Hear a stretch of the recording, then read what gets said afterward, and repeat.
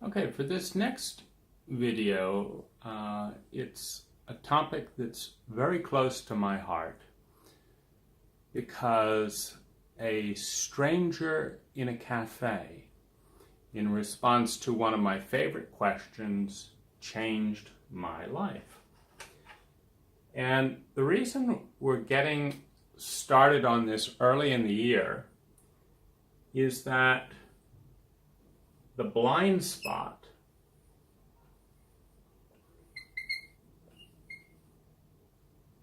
that I've experienced around trauma and PTSD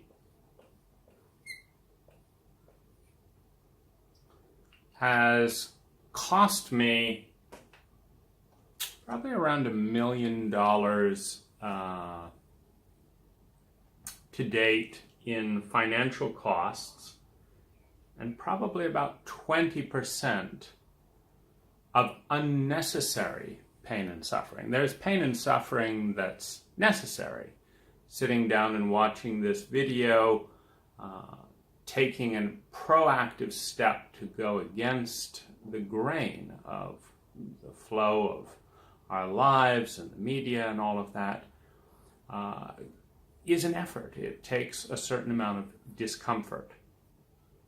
And that is necessary effort, necessary discomfort to gain uncommon results. If you want to gain common results and be part of the national statistic pool, all we have to do is go with the flow, because the statistical probability that is around us is the flow. So if we want to have a 1 in 3 chance of ending up in a relationship with domestic violence, go with the flow. If we want to have a 1 in 10 chance of retiring with independent wealth, etc., go with the flow. If we want to have a roughly 50% chance of dying without a sense of dignity and deep companionship and relationship, go with the flow. If we want to have a 70% probability of having an unsatisfying career, go with the flow. If we want to have a 60% probability of being addictive, it doesn't matter whether it's workaholism, alcoholism, drugaholism. If we want to be an addict, sex, buying things, power, whatever, go with the flow, because that's what this culture produces. This is the statistical norm. And to break outside of this probability field is to do things differently than the majority. And one of the things that our culture boycotts for young men in this most precarious of journeys, what does it mean to be a man? Is boycott sensitivity, boycott emotional literacy, and focus on sports, having meaningless sex, etc., etc. The reason trauma is such a big deal for me is I had spent $250,000 on various forms of therapy and well-being, etc. And I'm sharing the best of that with you over the next year. I'd spent $250,000 on a wide spread because I'm very open to alternatives. I expect them, as they do in a minority of cases, to excel and exceed the results created by the normal practices. The normal person doesn't take a class on how to be a good husband or wife. They just assume, if they do whatever their parents did, or it'll be fine. So the normal person doesn't consider it a problem if they have 2 or 3 jobs and trashing their body, whatever, because that's what this culture does. To have an exceptional life, we've got to break out of that. And I believe strongly in investing in myself. I believe strongly in investing in you. I believe strongly that you investing in yourself is the very best investment. But not in lies, not in, going to a seminar and being told you are enlightened or any of that. The information that allows us to do the work that we need to do to overcome our obstacles, to build our strengths. I believe in that work. And this was a blind spot for me because none of my therapists did a diagnosis.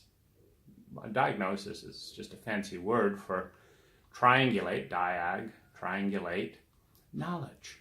You triangulate knowledge, you look for a pattern, and it creates a sense of where you're off course relative to your center. So, here's how you were born, here's who you are. This culture's got you feeling, majorly inferior, or this culture has you knowing all about mathematics and 0 about emotions. That's off balance, that's off course. So diagnosis, pattern triangulation, followed by the remedy, what brings you back to balance. And so diagnosis is critical. And trauma is a blind spot in this area, meaning in over $150,000 of therapy, 1.2 thousand hours, it did not come up.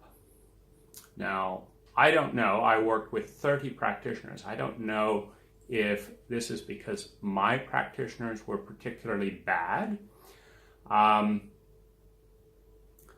or if what it seems more likely on reading the book, The Body Keeps the Score, trauma is a national blind spot. And I don't know. But what I do know is that I walked into a cafe one day and I asked the man who I sat down with, he offered me an empty seat.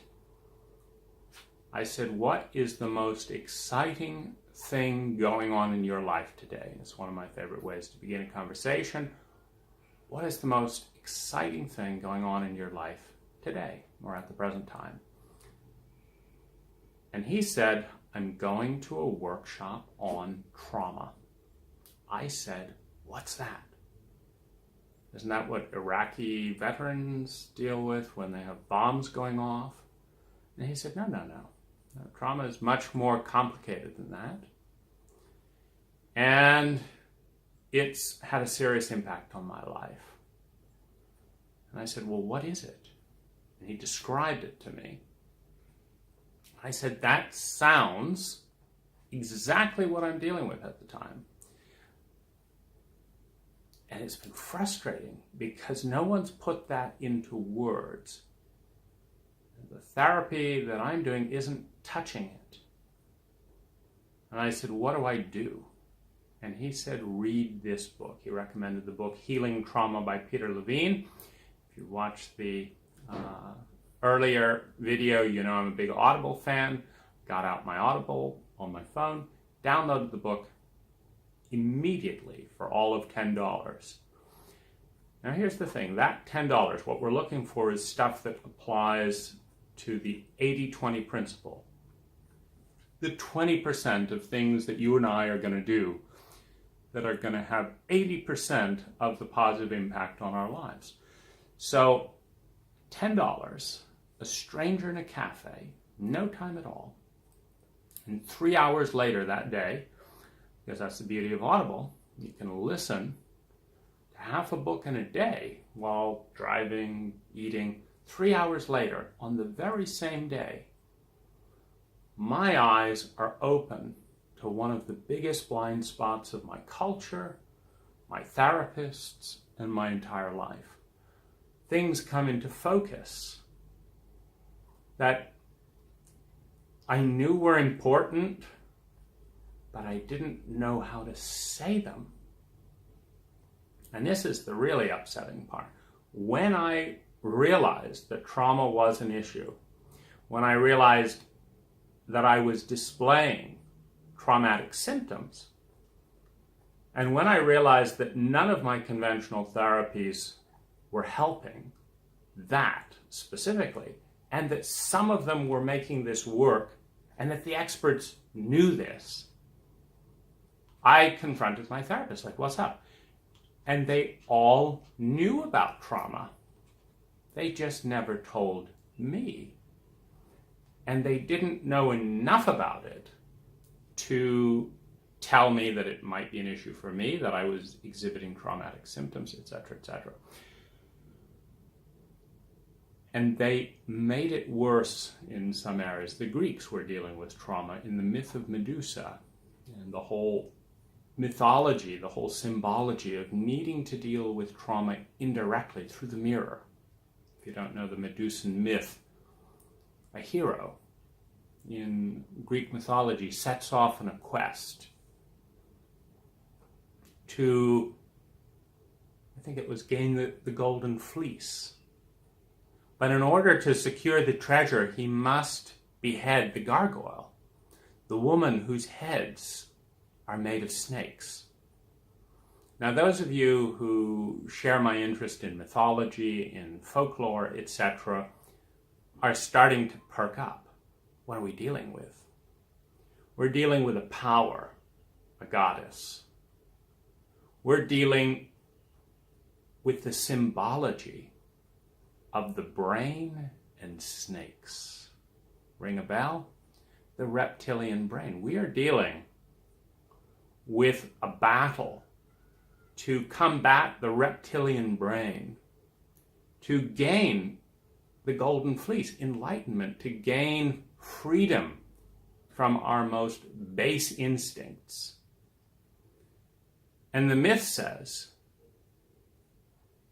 it's going to be a long sail over ocean water. It's going to be a deep dive into emotion. And there will be distractions, the sirens, the distractions of the beautiful maidens, of pleasure, of addiction. But we must go past. And yet, to look directly at the face of Medusa, to look into the deep horror of the reptilian brain without protection, is to turn to stone a traumatic symptom. Fight, flight, freeze. It's a biological mechanism.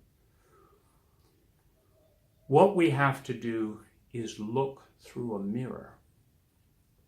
So the Greeks are writing this pathway of psychic exploration thousands of years ago. And we, in the most modern civilization in history, don't have a clue about this terrain. Because my therapists, they're taking me directly in, and I'm coming out of a third of my therapy sessions feeling worse than I did before. So the book, Healing Trauma, it's such an eye-opener. I download all of the books on PTSD on Audible. And lo and behold, The Body Keeps the Score is a stunner. I think it is one of the most important components of emotional literacy for someone in a Western country. And it's one of the I put it in the top 3 of every book among 500 to 1,000 books that I read. It's a big deal. But here's the beauty. Here's the 80-20 rule. Amidst all the literature, and there's very little, frankly, our country has a relative blind spot and effective boycott on emotional science. We do not study with anything. I mean, DARPA will spend more energy trying to get a metal disc to fly up in the sky with a laser gun in the most far-fetched ways than we spend a year on trauma research, just to give an example. And the great news is that one of the few bits of research that has been done it's called the Adverse Childhood Experience Study, the ACE study.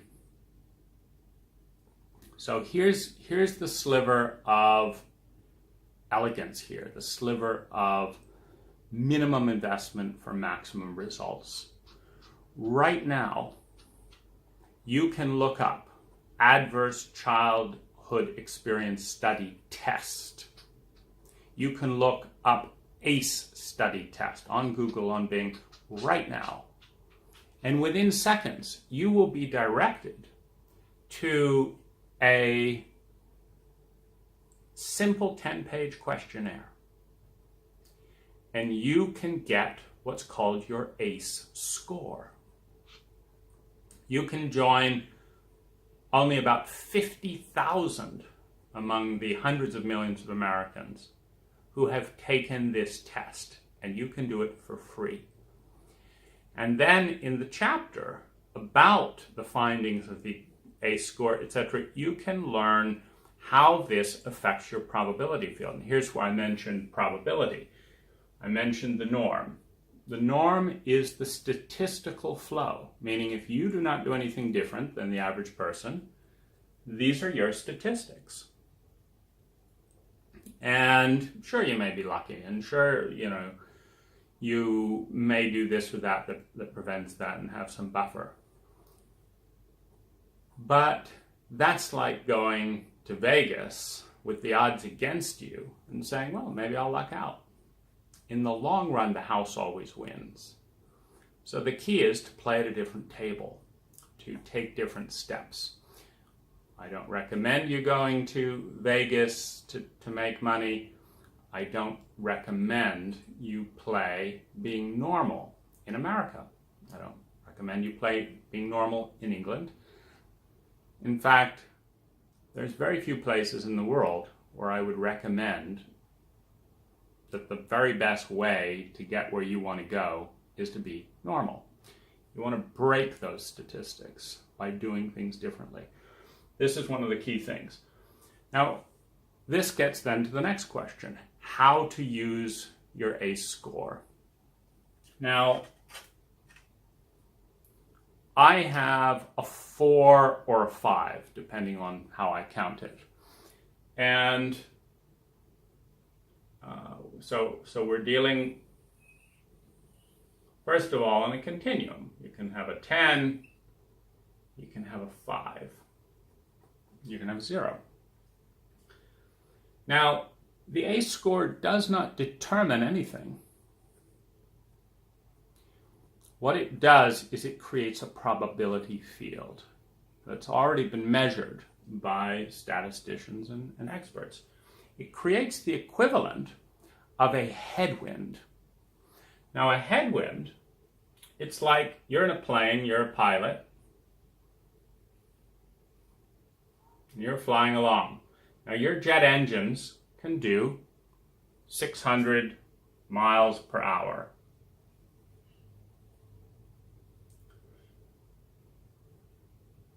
Now, this is static air. Now, if you've got a tailwind, if you've got energy behind you, of 200 miles per hour. This means you can go 800 effective miles. But if you've got a nose wind, or a wind against you, of 200 miles per hour, your engines are staying static at 600 miles per hour, but they're going into the wind. And this means you're only going to be traveling at 400 miles per hour. Now, this can be very disheartening. If you build a plane next to your buddy and you set off around the world, and you both follow the same design of the engines, and you both are excellent craftsmen, and you call your buddy up on the radio, and you say, how fast are you flying, buddy? And he says, 800 miles per hour. And you look at your instruments, the engines are going full tilt at 600 miles per hour, but you're only making 400 miles per hour of headway on the ground. You don't get it. You have a positive attitude, it's not adding up. Why is it so hard? What did I do wrong? Nothing. We have our restless Philip. We'll get to dogs later in the program. What did I do wrong? Nothing. You've got to overcome your headwind. You've got to overcome the influences that in this case are stacked against you. Now, the reason this is so important, it's like a golf handicap, is there is nothing more demoralizing than working harder than anyone else you know and getting fewer results in a specific area and not knowing why.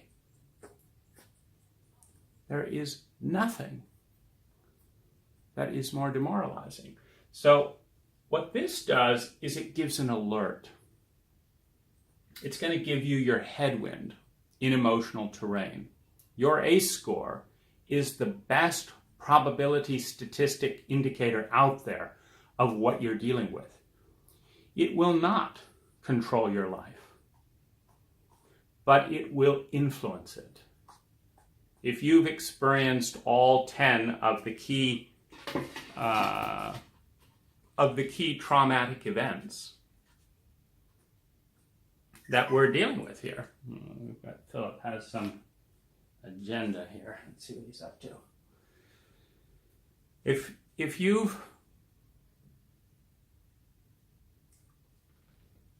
you've experienced all 10 of the traumatic events measured in the Adverse Childhood Experience Study, statistically speaking, your life is going to be hell. For example, if you're a 4 or 5, 5,700% higher chance of suicide.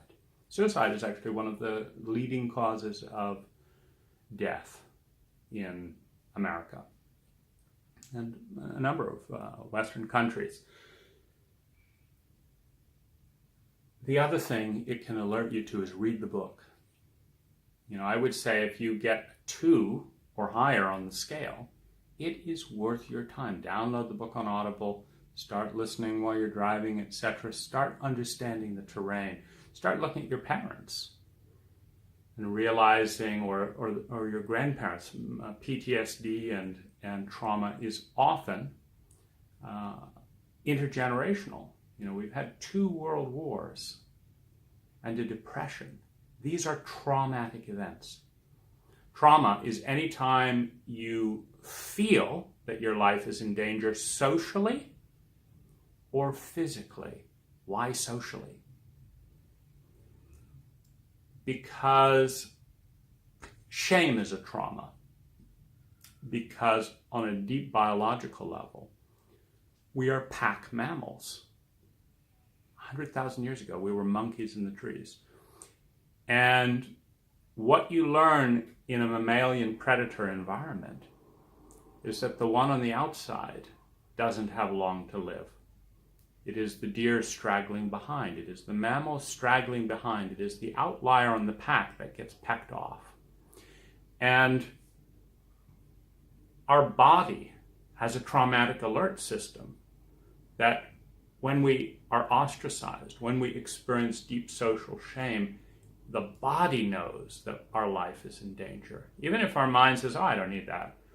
I have enough money, the body responds. And that was the biggest wake-up call of all. I thought it was all mental. I thought it was all mental emotional. It's actually chemical and biological. And it will not respond to conventional therapy. So something to know, in less time than it takes to listen to this talk, you can get your score. If it's higher than a 2, read The Body Keeps the Score, and go on from there. If you're lucky, this one talk, I would say, as I say, it's cost me $1 million to deal with this ineffectively. And it's very exciting to confront challenges that you understand and can meet head on.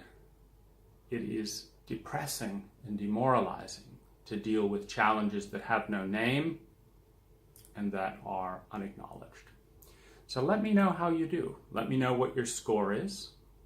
Let me know if you read the book. Let me know if it makes sense. And let me know what you're doing about it to improve your life. Thanks for watching.